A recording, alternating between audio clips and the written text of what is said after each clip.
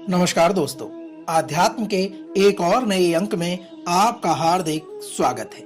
दोस्तों, हिंदू धर्म की मान्यताओं के अनुसार प्रत्येक वर्ष मार्गशीर्ष महीने की कृष्ण पक्ष की अष्टमी तिथि को काल भैरव जयंती मनाई जाती है। इसी माह में शिवजी ने अपना रौद्र अवतार लिया था, जिसे काल भैरव के नाम से मनाया जाता है।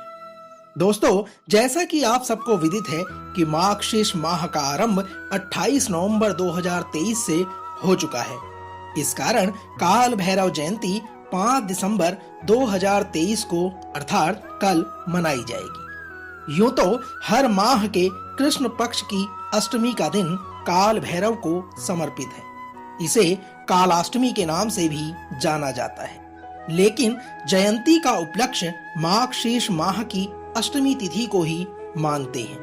कहते हैं कि जो भी इस दिन सच्चे मन से भगवान शिव के रौद्र रूप काल भैरव की उपासना करता है, बाबा काल भैरव उसके तमाम कष्ट व परेशानियां हर लेते हैं और उसकी हर पल सुरक्षा करते हैं।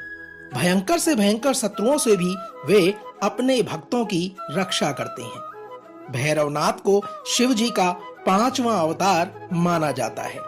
उपासना की दृष्टि से यह बहुत ही परोपकारी देवता है। साथियों, आइए जानते हैं काल भैरव से जुड़ी पौराणिक कथा के सार को। दोस्तों, एक प्रचलित कथा के अनुसार यह कहा जाता है कि भगवान शंकर ने इसी दिन अष्टमी के दिन ब्रह्मा के अहंकार को नष्ट किया था। उनके ही रक्त से भैरवनाथ का जन्म हुआ था, इसलिए इस दिन को भैरव अष्टमी व्रत के रूप में मनाया जाता है। कहा जाता है कि जब दुनिया की शुरुआत हुई थी तो एक बार सृष्टि के रचयिता ब्रह्मा जी ने भगवान शंकर की वेशभूषा और उनके गणों के रूप को देखकर शिवजी को कुछ तिरस्कारपूर्ण शब्द कहे थे। स्वयं तो शिवजी ने इस पर कोई ध्यान नहीं दिया, किंतु उसी समय उनके शरीर से क्रोध से कांपता हुआ एक विशाल छड़ी लिए हुए भयंकर शरीर प्रकट हुआ।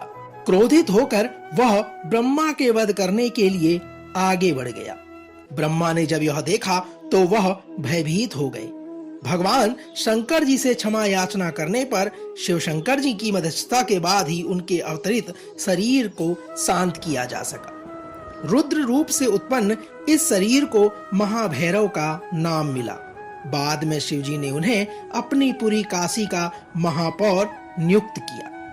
कहते हैं कि भैरव जी की पत्नी अर्थात देवी पार्वती का ही अवतार है, जिनका नाम भैरवी है। जब भगवान विष्णु ने अपने अंश से भैरव को प्रकट किया तो उन्होंने माता पार्वती से भी एक ऐसी शक्ति उत्पन्न करने को कहा जो भैरव की पत्नी बन सके।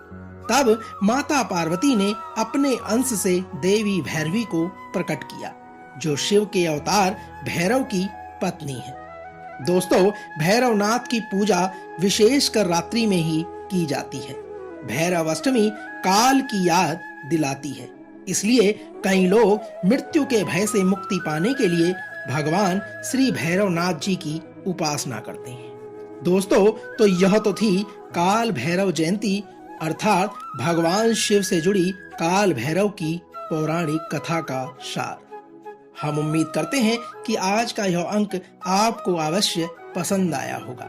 देवाधिदेव महादेव आप सब पर अपनी कृपा दृष्टि बनाए रखें।